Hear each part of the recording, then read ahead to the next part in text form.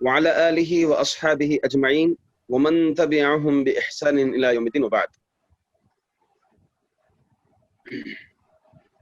فأعوذ بالله السميع العليم من الشيطان الرجيم من همزه ونفخه ونفثه. لقد كان لكم في رسول الله أسوة حسنة لمن كان يرجو الله واليوم الآخر. الآية. عزیز مشاہدین و مشاہدات، یہ اللہ رب العزت کا فضل ہے، اس کا احسان ہے کہ اللہ تعالی ذریعہ دعوت کا ایک ذریعہ بند کیا ہے، تو الحمدللہ دوسرے راستے، اللہ کے راستے میں کام کرنے والوں کے لیے اللہ رب العزت دوسرے راستے کھولتا ہے، تو انہی راستوں میں سے ایک راستہ ہے میڈیا کا۔ تو الحمدللہ جس کے ذریعے سے ہم پیارے نبی کی پیاری سیرت کو پڑھ رہے ہیں۔ ویسے یہ ہمارے دروس ہر بدھ کو مسجد میں ہوتا تھا، اور الحمدللہ تقریباً ہجرت تک ہم لوگ الحمدللہ پہنچ گئے تھے، اس کو بھی باذن اللہ تعالیٰ جاری رکھا جائے گا۔ تو ہجرت تک جو پہنچے، مختصر سے انشاءاللہ 2 درسوں میں آپ صلی اللہ علیہ وسلم کی پیدائش یعنی پیدائش سے قبل کے حالات سے لے کر کے باذن اللہ تعالی ہجرت تک 2 درسوں میں اس کا خلاصہ بیان کروں گا۔ اس کے بعد انشاءاللہ العزیز ہماری پرانی ڈگر یعنی پرانا جو سبق جہاں پر روکے تھے باذن اللہ ہم اس کو جاری رکھیں گے۔ اللہ سے یہ توفیق مانگتے ہیں کہ اللہ رب العزت پورے تسلسل کے ساتھ ہمیں اس کے نبی کی سیرت پڑھنے کی، سننے کی اور اس پر عمل کرنے کی توفیق عطا فرمائے۔ جیسا کہ ہم شروع درس میں پڑھے تھے، شروعات جو ہوئی تھی، عرب 3 طرح کے عرب تھے۔ ایک تھے عرب عاربہ، اور ایک تھے عرب مستعربہ، اور ایک تھے عرب بائدہ۔ مکۃ المکرمہ میں اس سے پہلے کوئی تھا ہی نہیں، تو سب سے پہلے جا بسنے والے حضرت ابراہیم علیہ السلام، حضرت حاجرہ علیہ السلام سے جب اسماعیل علیہ السلام کی پیدائش ہوئی تو آپ اللہ کے حکم سے اس جگہ پر چھوڑ آئے تھے بیوی اور بچے کو، اور اللہ کی دعوت کو پھیلانے کے لیے، توحید کو پھیلانے کے لیے آپ نکل گئے تھے۔ وہاں پر حضرت اسماعیل علیہ السلام پرورش پائے، بڑے ہوئے، آپ کا نکاح ہوا مکۃ المکرمہ میں، اور آپ کی اولاد آئی۔ اس سے اولاد پھیلتے پھیلتے پھیلتے جو ہے آپ صلی اللہ علیہ وسلم تک نسب نامہ ملتا ہے۔ یہ تو طے ہے کہ آپ اسماعیل علیہ السلام اور حضرت ابراہیم علیہ السلام کی اولاد میں سے ہیں۔ البتہ ناموں کی تعین کے بارے میں باذن اللہ تعالیٰ میں آگے بتاؤں گا۔ تو یہ ہیں جو اسماعیل علیہ السلام کی اولاد سے آئیں، ان کو عرب مستعربہ کہا جاتا ہے، عرب مستعربہ۔ دوسرے ہیں عرب عاربہ۔ عرب عاربہ کون ہیں؟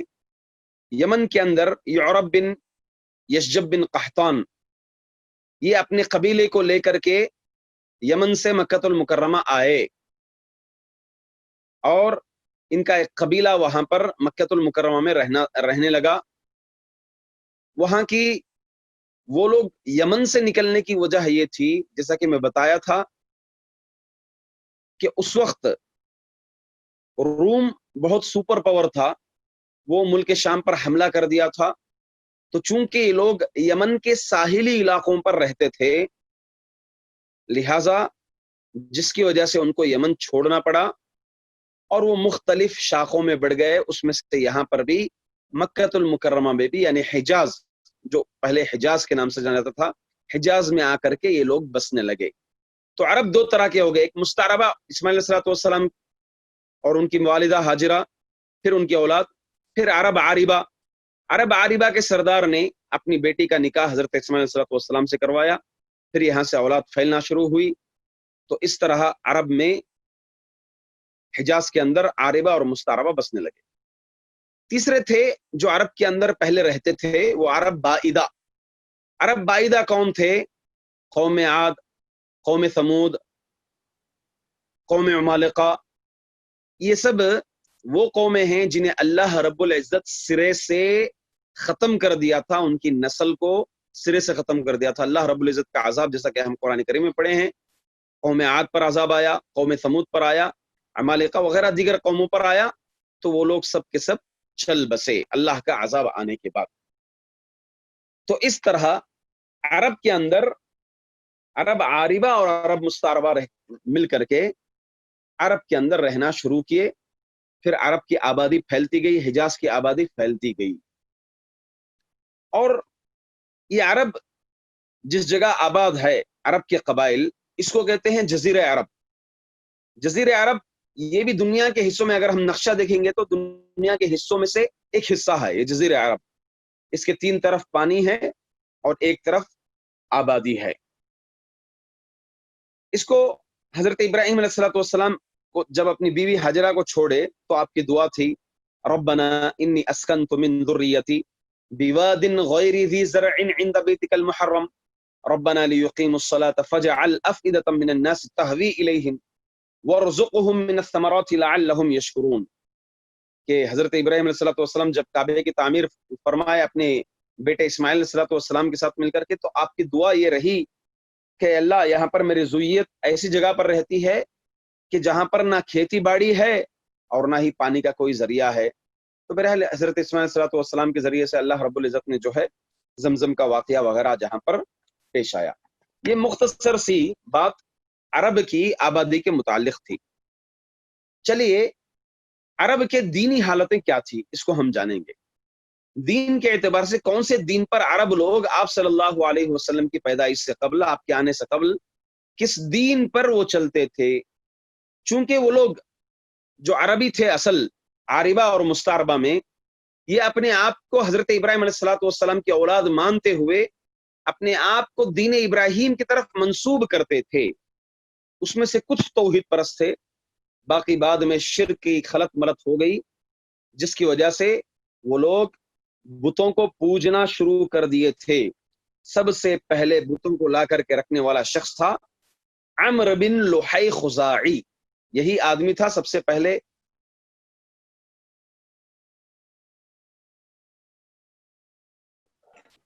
عرب بتوں کو پوجنے والے۔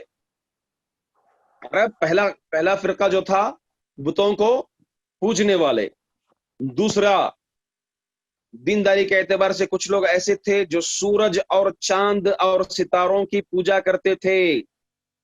نمبر 3، وہاں پر مجوسی تھے۔ مجوسی کون؟ جو آگ کی پوجا کرتے تھے۔ نمبر 4، یہودیوں کا ایک فرقہ تھا۔ یہود انشاءاللہ العزیز مدینے کی شروعات میں، آغاز میں، ہجرت کے بعد مدینے کے اندر یثرب میں یہ لوگ کیسے آ کر کے بسے، اس کا میں ذکر آگے کروں گا۔ تو چوتھا ایک جو دین کے اعتبار سے جو ایک فرقہ تھا وہ یہود بھی تھا۔ 5واں نصرانی یعنی عیسائی بھی ایک فرقہ، وہاں پر کچھ احباب رہتے تھے، کچھ قبیلوں میں بٹے ہوئے تھے۔ 5 طرح سے عرب کے اندر 5 دین کے اعتبار سے عمل کرنے والے 5 فرقے تھے، 5 تہذیبیں وہاں پر چل رہی تھی۔ اس کے بعد اگر ہم عرب کے اخلاق کے اعتبار سے، اجتماعیت کے اعتبار سے اگر بات کریں تو ہم بات معروف و مشہور ہے کہ ان لوگوں کے اندر اخلاق نام کی کوئی چیز تھی ہی نہیں، الا ماشاء اللہ۔ آپس میں جنگی لڑائی، بات پر جھگڑا، دوسروں کے چراہ گاہوں کے متعلق جھگڑا، کوئی ایک بکری بھی کسی ایک اور کے باغ میں چراہ گاہ میں چلے جاتی تو سالوں سال قبیلے آپس میں جھگڑے ہوتے تھے، لڑائیاں ہوتی تھی، جس کا ذکر اللہ رب العزت قرآن کریم میں کیا ہے۔ وَاذْكُرُوا نِعْمَةَ اللَّهِ عَلَيْكُمْ اذ كنتم اعداء فالف بین قلوبکم فاصبحتم بنعمته اخوانا۔ تم یاد کرو اللہ کی اس نعمت کو جب تم ایک دوسرے کے دشمن تھے، تم جہنم کے گڑھے کے پاس کھڑے ہوئے تھے، اللہ نے آپ کو جو ہے بھائی بھائی بنایا، نعمت اللہ رب العزت، محبت ڈالا اللہ تعالیٰ نے، تالیف قلبی کی آپ لوگوں کی، ان کے اندر کچھ اچھے اخلاق تھے، جیسے پڑوسیوں کا احترام کرنا، مہمان نوازی کرنا، پھر کچھ احباب وفاداری کا بھی ثبوت دیتے تھے۔ برے اخلاقوں میں سب سے برے اخلاق ان کے اندر کیا تھے؟ شراب نوشی، شراب کو پینا، سود خوری، جوا، اسی طرح ایک خطرناک عادت یہ بھی تھی، برے اخلاقوں میں سے ایک اخلاق یہ بھی تھے کہ وہ اپنی بچیوں کو زندہ درگور فرما دیتے تھے، یعنی بیٹی اگر پیدا ہوتی تو اس کو زندہ دفنا دیا کرتے تھے، جس کا ذکر اللہ رب العزت قرآن میں کیا ہے، وَإِذَا بُشِّرَ أَحَدُهُمْ بِالْأُنثَى ظَلَّ وَجْهُهُ مُسْوَدًّا وَهُوَ كَظِيمٌ يَتَوَارَى مِنَ الْقَوْمِ مِنْ سُوءِ مَا بُشِّرَ بِهِ أَيُمْسِكُهُ عَلَى هُونٍ أَمْ يَدُسُّهُ فِي التُّرَابِ أَلَا سَاءَ مَا يَحْكُمُونَ۔ انہیں جب بیٹی کی خوشخبری دی جاتی، بیٹی ہوتی کسی گھر میں، تو ان کے پاس دو آپشن تھے، یا تو وہ ذلت کی زندگی گزارتے ہوئے اپنے سر کو جھکا کر کے معاشرے کے اندر گزاریں زندگی کہ یہ بیٹی کا باپ ہے، یا تو آپشن یہ ہوتا، یا پھر جو ہے اس بیٹی کو زندہ درگور کر دیا جائے، پھر شان و شوکت سے معاشرے کے اندر جیا جائے۔ یہ دوسرا آپشن تھا ان لوگوں کے پاس۔ یہی والا معاملہ ان کے بد اخلاقیوں میں سے، ان کے برے اخلاق میں سے یہ والے معاملات مشہور و معروف تھے۔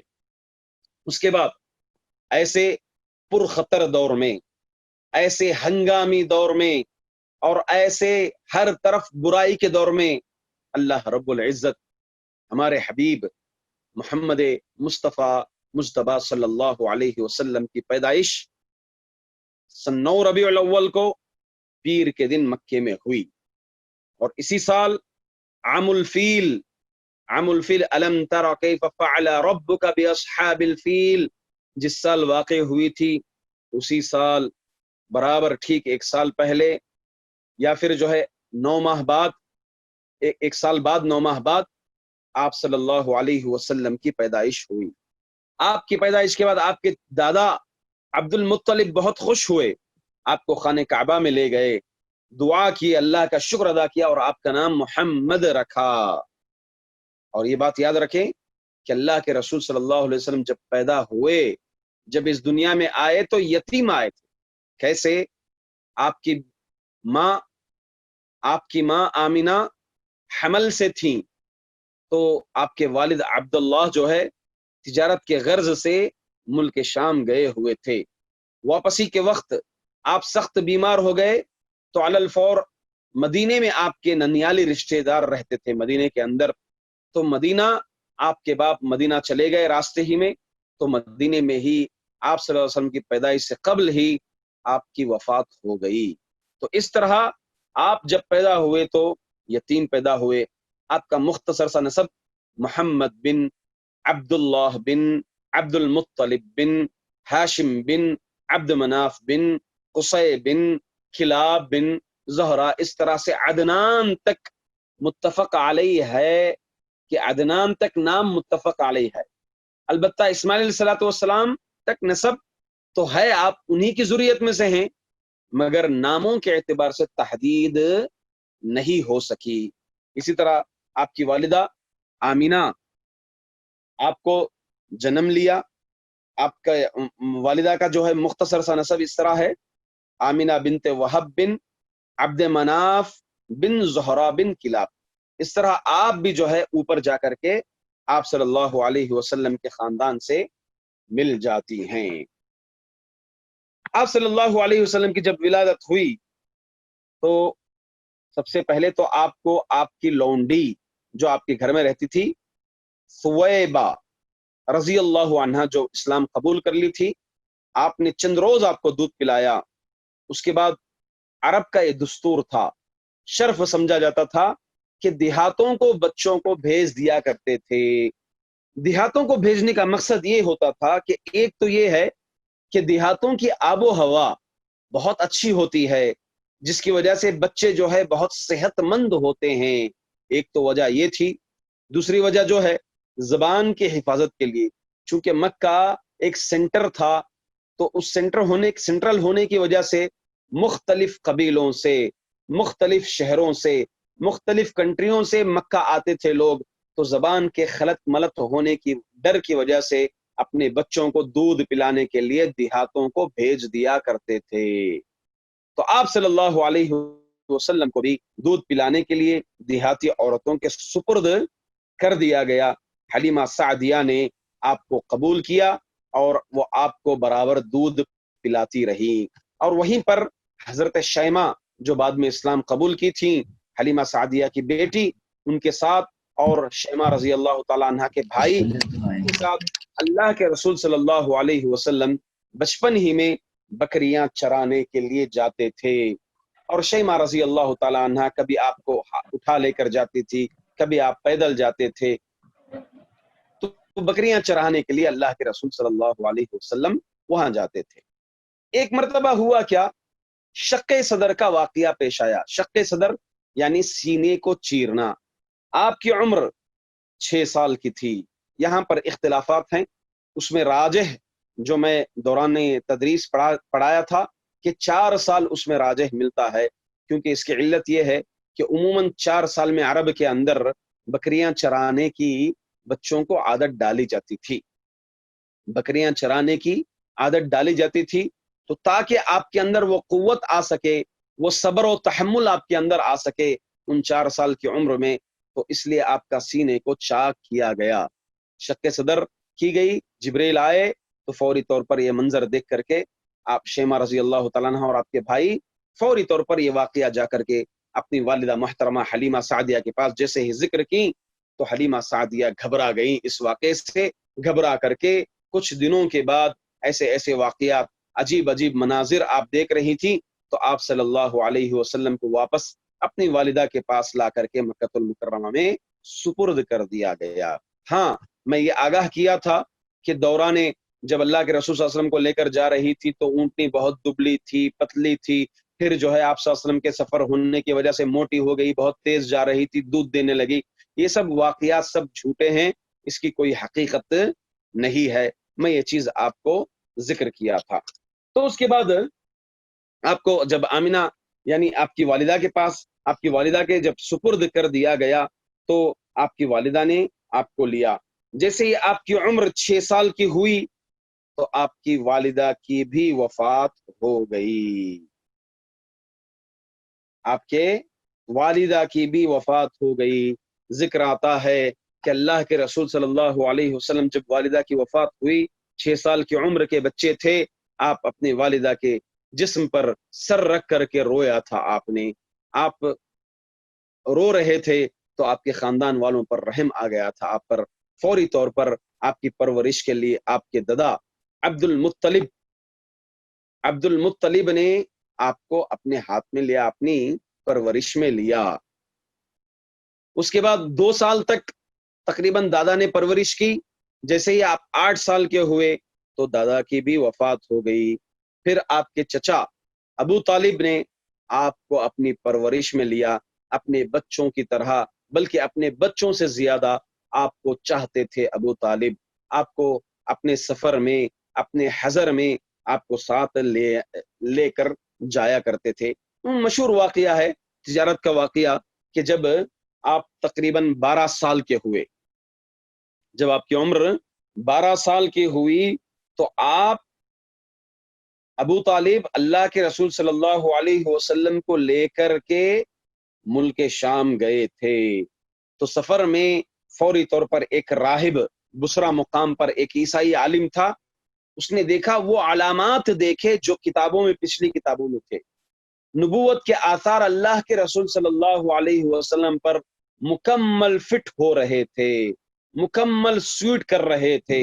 فوری طور پر اس راہب نے مارے ڈر کے چچا کو روکا اور کہا کہ آگے سب یہودیوں کا قبیلہ ہے، اگر یہ ان آثار کو یہودی دیکھ لیں، ان کی کتابوں میں بھی یہ سب باتیں مذکور ہیں کہ ایک نبی آئے گا، ایک نبی آ چکا ہے، یہ بھی ان کے علم میں ہے، تو لہٰذا آپ کے لیے بہتر یہ ہے کہ آپ اپنے بھتیجے کو ساتھ لے کر کے جلد از جلد واپس یہاں سے روانہ ہو جائیں، ورنہ وہ یہودیوں کی دشمنی تو اسی وقت سے ہے مسلمانوں پر، مسلمانوں سے اسی وقت سے ہے جب سے بھی جو ہے قرآن کریم کا نزول ہوا، بلکہ اس سے پہلے محمد صلی اللہ علیہ وسلم کی پیدائش جب سے ہوئی اس وقت سے بھی اسلام سے، محمد صلی اللہ علیہ وسلم سے اور مسلمانوں سے ان کی دشمنی جاری و ساری ہے۔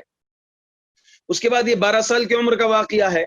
پھر کچھ سالوں کے بعد جب آپ 15 سال کے ہوئے تو ایک مشہور و معروف جنگ جو جنگ فجار کے نام سے واقع ہوئی، یہ بڑے دو قبیلے بنو قیس اور بنو کنانہ، یہ دو قبیلے تھے جن کے درمیان جنگ ہوا کرتی تھی۔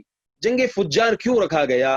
فجر دراصل یہ حرمت والے مہینے میں جنگ ہوئی تھی، تو یہ عربوں کی عادت ہوتی تھی کہ اب جب انہیں جنگ کرنا ہوتا یا کچھ چوری کرنا ہوتا، ڈاکہ زنی کرنا ہوتا تو مہینوں کی ہیر پھیر کر لیتے تھے۔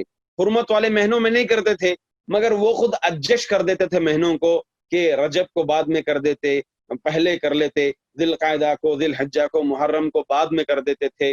پھر جو حرمت والے مہینوں کو بعد میں کر دیتے تھے، ان مہینوں میں جو ہے وہ جنگیں وغیرہ سب نہیں کرتے تھے، چوری ڈاکہ زنی وغیرہ سب نہیں کرتے تھے۔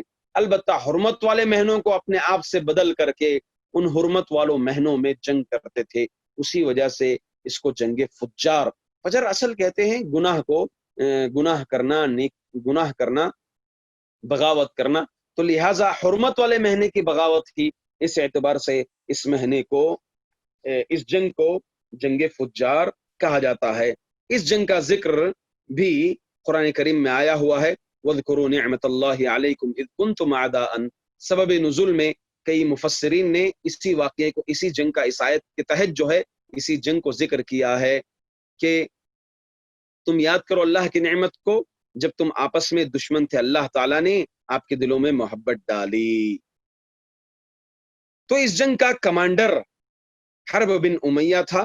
اللہ کے رسول صلی اللہ علیہ وسلم بھی آپ تیریں اٹھا کر کے اپنے رشتہ داروں کو، اپنے چچاؤں کو وغیرہ سب جو ہے آپ تیریں دیتے تھے، جس کے ذریعے سے جو ہے تیر چلائی جاتی تھی۔ یہ جنگ فجار کو بھی ایک ہی مرتبہ کی نہیں، بلکہ یہ کئیوں بار واقع ہوئی ہے، جیسا کہ میں نے ذکر کیا کہ اس 4 جنگوں کا نام تقریباً 4 مرتبہ یہ جنگیں ہوئی تھی۔ ایک بدر بن معشر کے نام سے ہوئی تھی، پھر فجار القرد کے نام سے ایک جنگ ہوئی تھی، قرد کے نام سے ایک جنگ ہوئی تھی، پھر فجار المرأہ اس کے نام سے بھی ایک جنگ ہوئی تھی، پھر فجار البراس اس کے نام سے بھی یہ جنگ ہوئی تھی۔ یہ آخری جنگ تھی جو فجار البراس، جس میں اللہ کے رسول صلی اللہ علیہ وسلم اس جنگ میں شریک تھے۔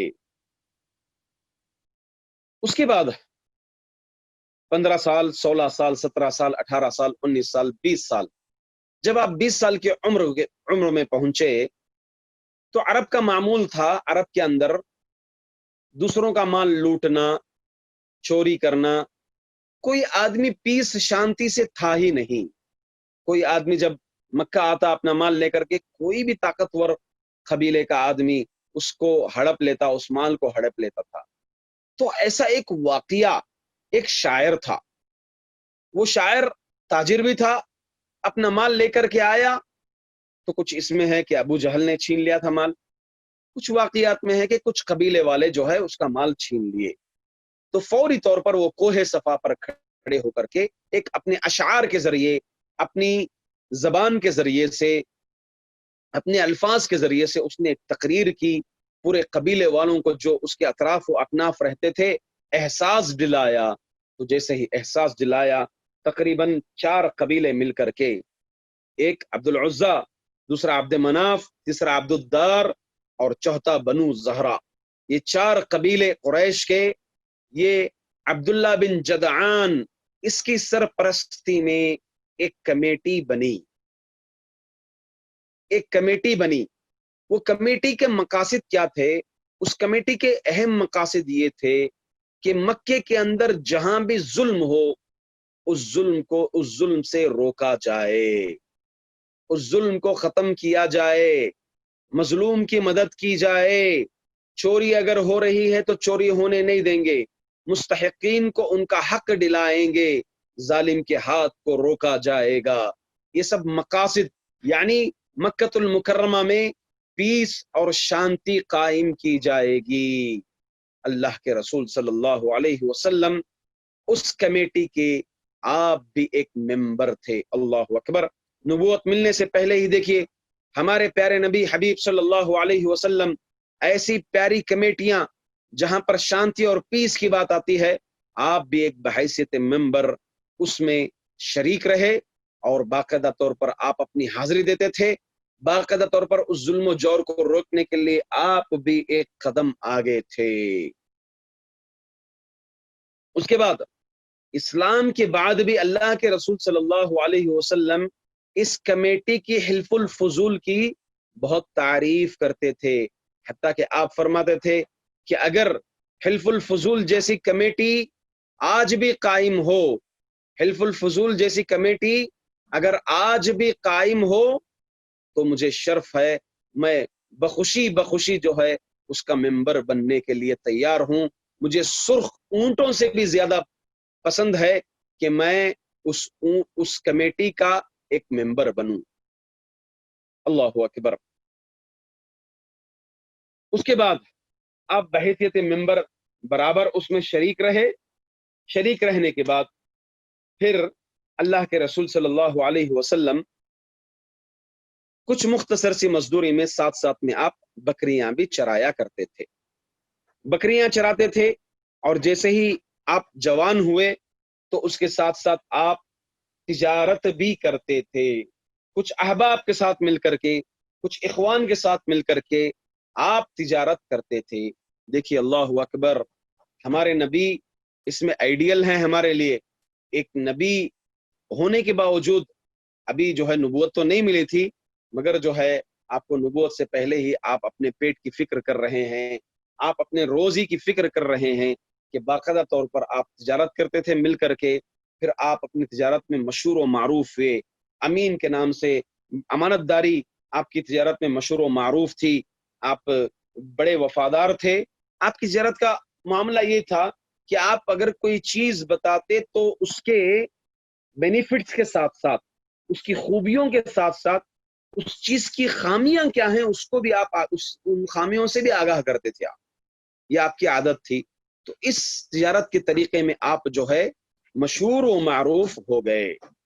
تو میں کہہ رہا تھا کہ اللہ کے رسول صلی اللہ علیہ وسلم اپنی تجارت میں مشہور و معروف ہوئے، آپ کی امانت داری کے اعتبار سے، آپ کی وفاداری کے اعتبار سے۔ یہ سب خوبیاں مکے میں ایک تاجرہ تھی جو صرف انویسٹ کرتی تھی، یعنی اس کے پاس مالا تجارت، اور وہ ماشاءاللہ العزیز مال کے اعتبار سے بہت مالدار تھیں، مال تجارت سامان بہت ہوتا تھا، تو کئی لوگوں کو جو ہے اپنا سامان دے کر بھیجتی تھی اور منافع میں برابر کی شریک ہوتی تھی، جیسے طے ہوتا تھا۔ جب اللہ کے رسول صلی اللہ علیہ وسلم کی امانت داری مشہور و معروف ہو گئی، لوگوں میں بول بالا ہونے لگا، تو فوری طور پر یہ تاجرہ جو ہے آپ صلی اللہ علیہ وسلم کے پاس پیغام بھیجی کہ آپ میرا مال تجارت لے کر جائیں اور اس میں تجارت کریں۔ تو اس کے بعد اللہ کے رسول صلی اللہ علیہ وسلم دوسرا تجارتی سفر تقریباً 24، 25، 26 عمریں الگ الگ تاریخوں میں آتی ہیں، آپ راؤنڈ فگر 25 لے کر کے چلیں۔ اللہ کے رسول صلی اللہ علیہ وسلم آپ کو آپ کا مال دیں، اور جتنا وہ دیگروں کو منافع دیتی تھی اس سے دگنا آپ کے ساتھ طے کیا، طے کر کے آپ کو مال کے ساتھ بھیجا، اور ساتھ میں اپنے غلام میسرہ کو بھی آپ نے ساتھ میں بھیجا۔ تو آپ صلی اللہ علیہ وسلم کی تجارت کا طریقہ دیکھ کر کے میسرہ تعجب میں پڑ گئے، اور آ کر کے جو بھی خوبیاں آپ سفر میں دیکھیں مائی خدیجہ رضی اللہ تعالی عنہا کو سب آ کر کے سنا دیا، ڈیٹیل میں بتا دیا۔ پھر آپ کے یہ اخلاق سے آپ کے یہ اخلاق کو دیکھ کر کے، آپ کی یہ سچائی دیکھ کر کے، آپ کی یہ امانت داری دیکھ کر کے، فوری طور پر مائی خدیجہ رضی اللہ تعالی عنہا جو ہے متاثر ہو گئی آپ کے اخلاق سے، آپ کے اخلاق سے متاثر ہو کر کے آپ کی ایک ساتھی تھی، سہیلی تھی، نفیسہ بنت امیہ، نفیسہ کے ذریعے سے آپ نے پیغام نکاح آپ صلی اللہ علیہ وسلم کو بھیجا۔ اب اس عمر میں اختلافات ہیں کہ 40 سال کی تھی، میں نے بڑی ڈیٹیل سے، آپ انشاءاللہ العزیز کسی کو یہ ڈیٹیل وغیرہ سب چاہیے، اور یہ جتنے بھی دروس ہیں تقریباً سمجھیے ایک میرے انداز سے 15-16 دروس کا یہ خلاصہ میں نے آج آپ کو بیان کیا ہے۔ آپ کو اگر مشاہدہ کرنا چاہتے ہیں تفصیل کے ساتھ इंशाअल्लाह अज़ीज़ वीडियो मस्जिद फुरकान ही की चैनल पर जो है तमाम वीडियो मौजूद हैं तफसील के साथ। इंशाअल्लाह अज़ीज़ आप उसको जो है एक ही बाद एक देख करके फौरी तौर पर जब हम तफसील से फिर मदनी जिंदगी पढ़ेंगे तो उसमें आप जुड़ सकते हैं इंशाअल्लाह अज़ीज़। तो मेरे कैफ मुतासिर होकर के नफीसा बिनते उमैया के पास आपने पैगाम निकाह भेजा। फिर माह सफर में अल्लाह के रसूल सल्लल्लाहु अलैहि वसल्लम का निकाह हुआ। आपके चचा और माई खदीजा रजी अल्लाह तआला अन्हा के चचा आपस में डिस्कस किए, तारीख तय किए। फिर तकरीबन जिक्र आता है कि आपने 12.5 उकिया चांदी जो तकरीबन 1487 1487 ग्राम जिसकी मिकदार पहुंचती है, मुअर्रिखीन ने जिक्र किया है इसको। और आपने वलीमे में 2 गायें और तकरीबन 2 ऊंट और 1 गाय भी आपने अपने वलीमे में अता फरमाया था। इससे पहले माई खदीजा रजी अल्लाह तआला अन्हा आप सल्लल्लाहु अलैहि वसल्लम से निकाह होने से कबल आपके 2 और निकाह हो गए थे। एक अतीक से आपका निकाह हुआ था, उनसे एक लड़की थी, हिंद लड़की का नाम था, और वो वफात पा गए थे। फिर दूसरे उसके बाद हाला नाम के शख्स से आपका निकाह हुआ। तकरीबन अबू हाला से तकरीबन 4 औलाद थी।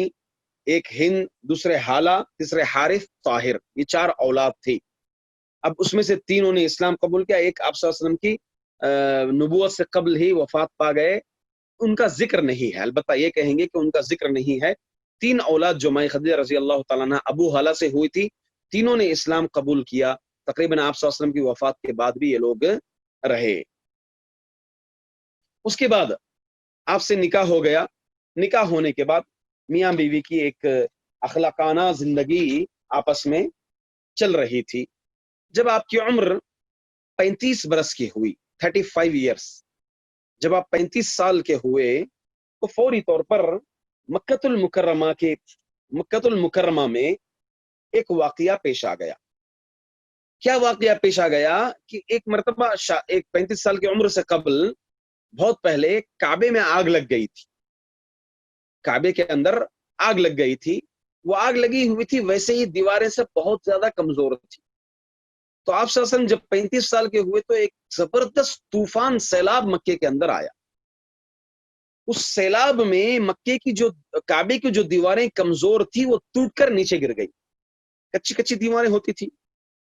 तो फौरी तौर पर वहां के बड़े बड़े कबाइल यानी कबीलों के सरदारों ने मशवरा किया कि काबे को अज सरे नौ यानी नए सिरे से रिन्यू करने की जरूरत है। तो बहरहाल उसके लिए हलाल कमाई को इकट्ठा किया गया।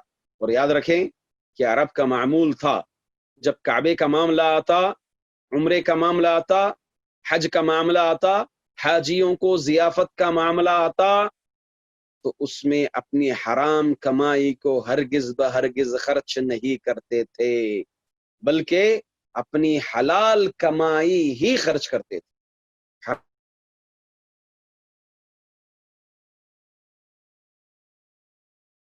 की तामीर का मसला आता तो आप अपनी हलाल कमाई ही खर्च करते थे।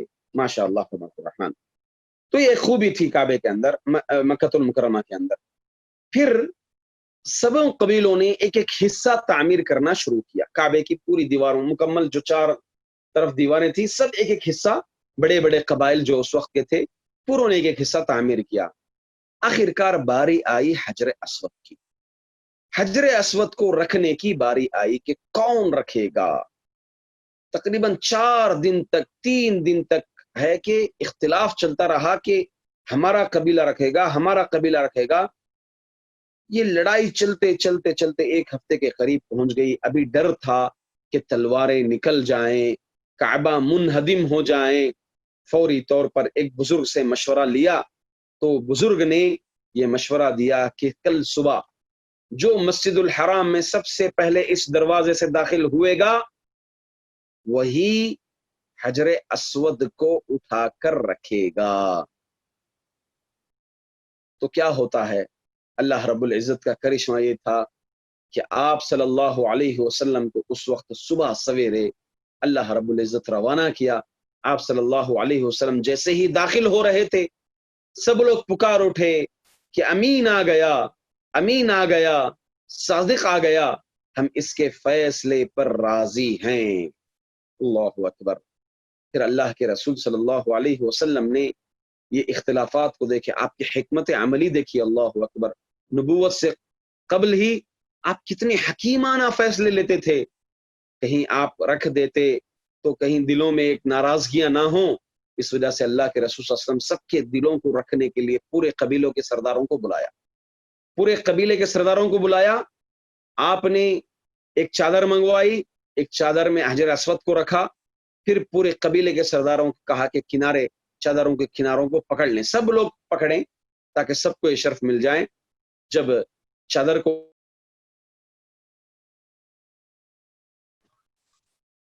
آپ اپنے ہاتھوں سے حجر اسود کو اٹھائے، حجر اسود کو اٹھا کر کے اس جگہ پر رکھ دیا۔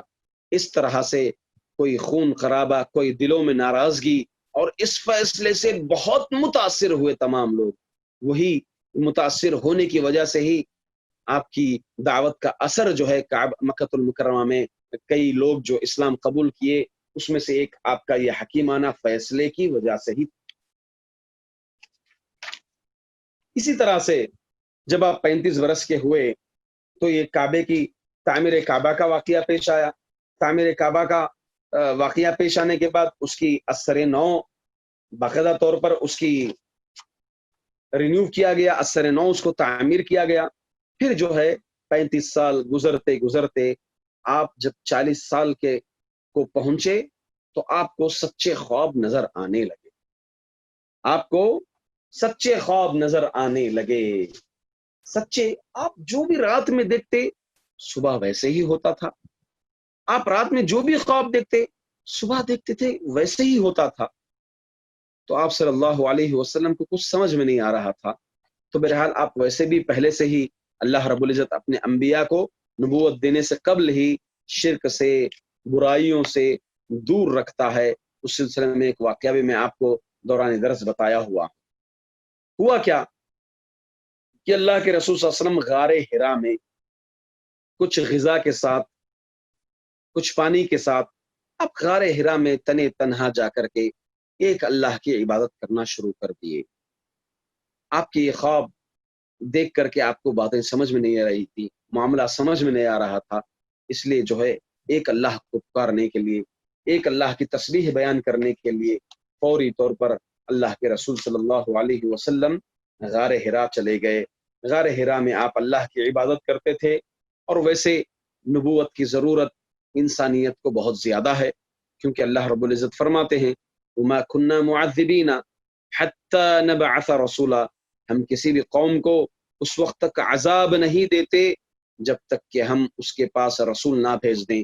تو ایسی بربریت، ظلم والے معاشرے میں اللہ رب العزت جو ہے اللہ کے رسول صلی اللہ علیہ وسلم کو نبوت سے نوازا تھا، نبوت عطا کی تھی اللہ رب العزت نے آپ صلی اللہ علیہ وسلم کو۔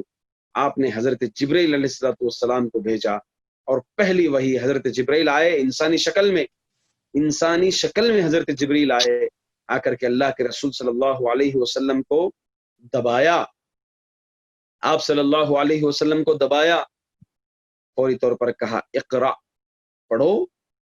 اللہ کے رسول صلی اللہ علیہ وسلم نے کہا ما انا بقاری، ارے میں پڑھنے والا نہیں ہوں، میں تو ایک امی نبی ہوں، میں تو ایک امی ہوں۔ پھر دبایا، کہا کہ اقرا، پھر کہا کہ ما انا بقاری، میں پڑھنے والا نہیں ہوں۔ پھر تیسری